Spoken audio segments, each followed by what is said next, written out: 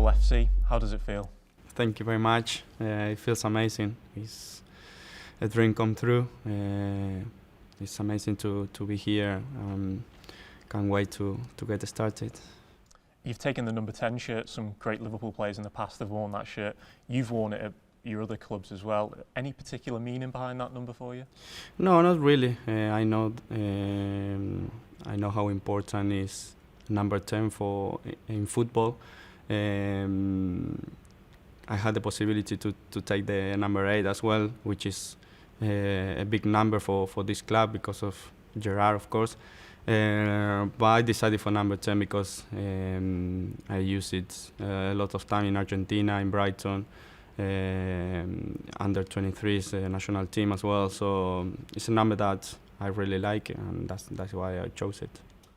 And just finally, what's your message to the excited Liverpool supporters that will be watching or reading this interview? That I'm sure this team will give everything to win trophies and make them happy. That's the most important thing.